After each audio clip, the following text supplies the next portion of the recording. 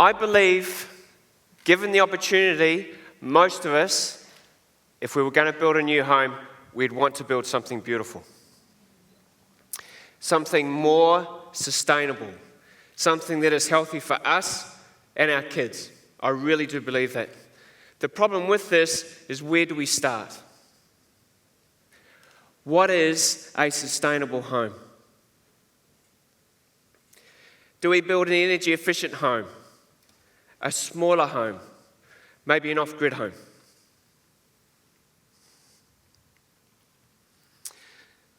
Let's start with a story. Stories are good.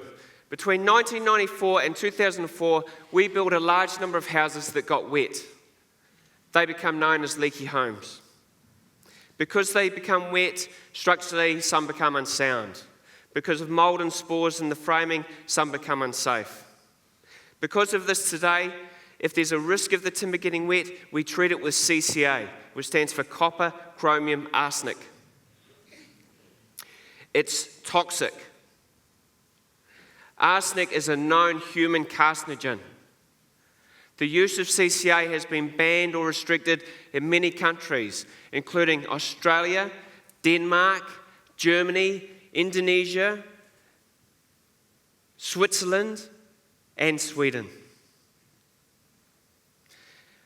I've read a number of reports about the use of CCA. The amount we use may or may not cause harm, but if you work with CCA, it's recommended you wear gloves, breathing masks, disposable overalls, and wash all your work clothes separately. So why would we want it in our homes? We don't have to. There are alternatives. We could use timber that naturally doesn't need to be treated. Timber like heart macrocarpa, eucalyptus, Lawson cypress. Or we could build our homes differently so the timber doesn't get wet in the first place. My point is, we need to look at the complete picture, not just the problem in isolation. See, I love sustainable buildings. Buildings that are built with healthy materials. Buildings that are good for us and the environment. The reality is, this isn't happening. In New Zealand, our housing stock is quite poor. Maybe not that poor, but quite poor. We rank 11th in the OECD for dwellings with basic facilities. Most of us have lived in a cold, damp house, froze through winter, wiped the condensation off the windows, wishing summer would get here. So to help solve this problem, we have embraced certification programs mostly based on energy efficiency, like Passive House from Germany. We can now build an extremely energy efficient home, which is awesome.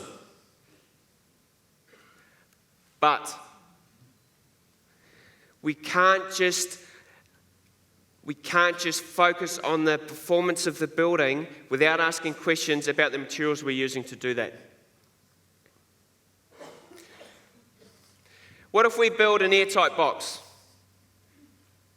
We build it out of dead materials, materials that we have no connection with, materials that have got no connection with nature.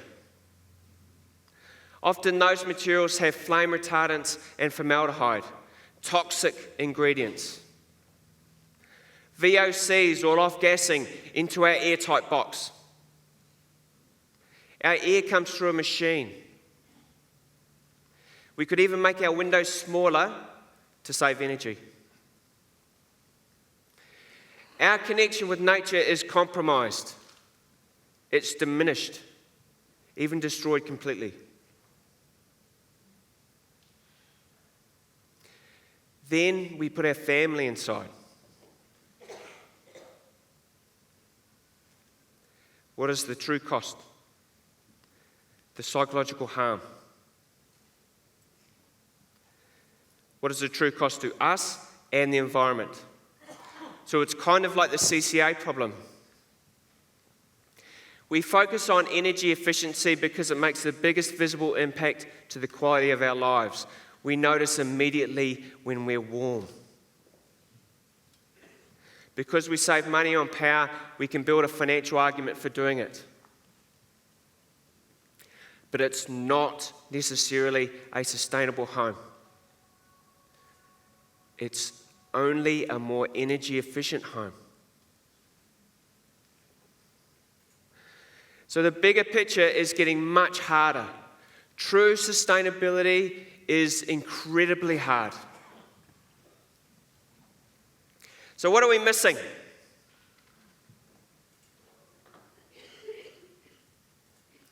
What's the catalyst? We need to wake up and start asking questions about our method, our materials, our motivation. I believe this catalyst is our connection with nature. I believe this catalyst is biophilia, which means the love of life.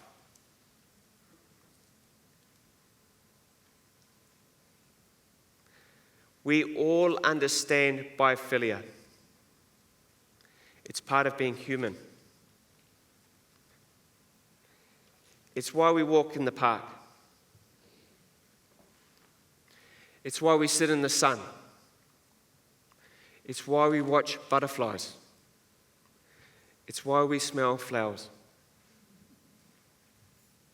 It's why we want an office with a window. It's not just plants, it's all of life. Emotion, mystery, intrigue, love, fear, shapes, sounds, everything we feel and see. When we begin with biophilia, the rest falls into place. We realize what true sustainability really is. It's our ability to sustain life. Physically, mentally, emotionally, socially, spiritually, and financially. The huge risk we are taking with our fixation on energy efficiency is we are not asking what is happening to us. What is happening to the human being who occupies the space? Are we fulfilling our love of life? Our connection with nature? Or are we removing ourselves from it? In 2005, Richard Louv wrote a book called Last Child in the Woods. He coined a phrase, nature deficit disorder. Basically, we are losing our connection with nature. Worse, our children are not making the connection. Our children spend more time building tree houses on iPads than in trees. It's true. We need to encourage that connection for them. We need to encourage their imagination with nature.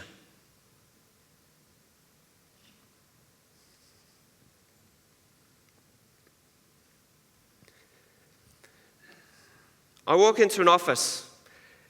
There in front of me is a beautiful timber table, a cowrie table. I walk over to it and I put my hand on it. I can't help it. It's beautiful. We've all done that, not just me. Whether it's a timber table or a piece of stone, it doesn't matter. What do we feel? What do we see? That's the magic. That's our connection. In architecture, we don't know how far we can go with this yet, and you start to question everything. But we do know it's real. We know as human beings we react very strongly to this, and it changes our quality of life at home and at work. During a trip to Seattle, I was lucky enough to spend some time with a guy who manages buildings for Google. The relationship between their employees and their building, their workplace. They monitored their heart rate, their blood pressure, their productivity, all in relation to the space they worked in. And the stronger the connection with nature, the more biophilic the space, the more relaxed, productive, and happy the employee. Is anyone remotely surprised by that?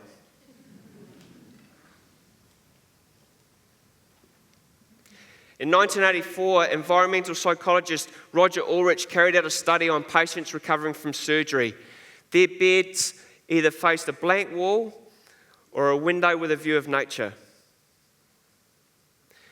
The patients with the window showed a significant drop in post-operative complications, used less pain relief, recovered quicker, and spent less time in hospital. In July, I spent time with my father in hospital. His bed faced the blank wall. On that blank wall was a large clock. Whew. He couldn't move, and they wouldn't let us move his bed to face the window. He spent the last days of his life looking at that clock. That's not healing, that's torture. This is what we do to ourselves every day. Not just in our hospitals, but at home and at work. So what would happen? What would happen if we included biophilia to build our homes, our schools, our hospitals? What would happen to us? Here's a project I'm working on. It's an experiment. Really, it really is an experiment. This is my home. I'm using my kids as guinea pigs. We all do that. Don't be judgmental. Can't go that bad. There are no toxic materials in this house. If you can't eat off it, can't use it. It works with the laws of nature, not against them. It breathes through terracotta pipes buried in the ground, not a machine. The pipes remain at constant temperature all year. That's old Roman technology. It collects water and filters it through a waterfall. Romans, again. The timber structure stores carbon and the roof makes oxygen. Volcanic rocks store heat, and there is a garden inside for food, and the plants clean the air. There is a hidden room for mystery. Every surface you can touch used to be alive, just like the cowrie table. And the whole thing is recyclable.